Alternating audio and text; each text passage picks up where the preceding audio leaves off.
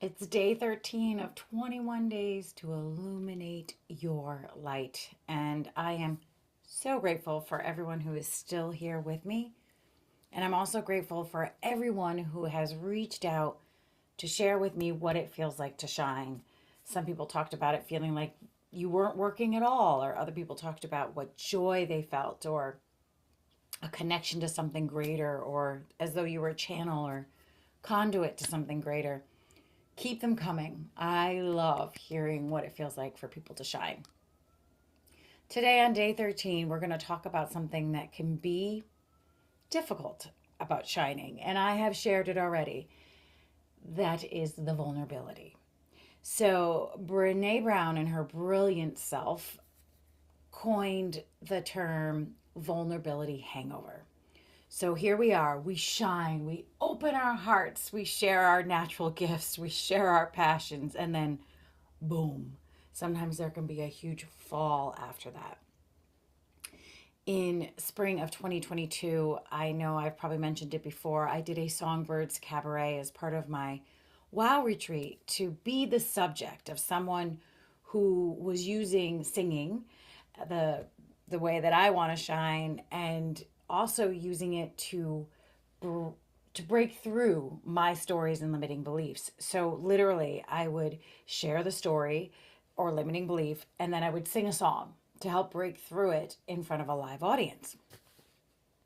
One of the most amazing moments of my life, honestly, and I long for the time to have the opportunity to do it again, and I believe it will happen. But the next day, actually, it wasn't the next day. I think the high stayed with me for one day, and then it was like 2 days later, boom, I saw a clip. I saw a clip. I heard a clip, right? I saw and heard a clip, and I heard myself off key.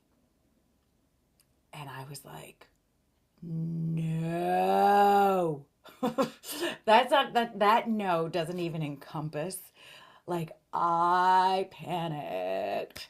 So it's a real possibility that you're going to have the high of the shine and then the fall. But please, please, please don't lose hope. Don't make you want to not do it. I'm going to give you some tips right now. Okay? When you have the vulnerability hangover, there are some things that can help you get through. First, I've mentioned it before, bibliotherapy, using a book to help you get through. Brene Brown's book, Daring Greatly, did that for me. When those inner and outer critics, more specifically, I feel like her book really helps with like the outer critics. She quotes a fantastic quote from Theodore Roosevelt that helps you realize how brave you are for putting yourself out there and shining. And it blasts away any weight of any outside messages you may receive when you shine. Sometimes people feel they have to share their opinion and it's not always supportive. They mean well, their parts mean well, but it can be hard. Highly recommend her book. She has a great quote in that book as well. Vulnerability is the path, courage is the light. So your vulnerability is the path towards daring greatly, but you're going to need some courage. The courage is going to help you break through. So, number one, bibliotherapy, maybe specifically that book. The second thing I'm going to share with you is what helped me, and that was therapy and looking at my parts. What are the parts? What are the inner critics? What are the self-conscious parts? And I told you about Stacy. I worked with my therapist and we felt through it. You know, we acknowledged and noticed it. I'll never forget she said something funny. She was like, "Wow, this must be what celebrities and like famous musicians feel." And I was like, 100%.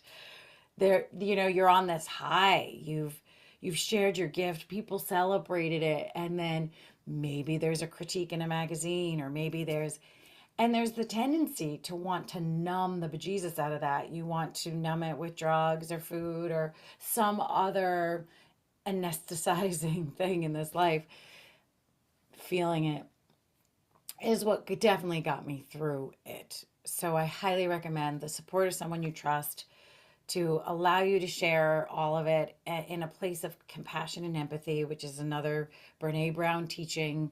Shame cannot survive when it is met with compassion and empathy. So you want to bring those feelings to light and then let them pass through, right? The other thing was coaching. I continued to work with my coaches and make sure that I didn't give up, make sure I looked at all of the good things and really remembered the why, which is great for the fourth one. So the fourth one is going to sound a little bit strange. Surrender. Surrender and trust. And what I mean by that is I want you to get like, okay, this is the mission. This is why. I want to shine because I know this gift could make the world a better place.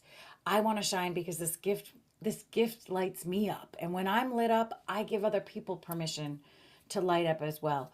Whatever it is that attaches you and aligns you to your mission and your value, I want you to like stare into that as though it was a boxing coach.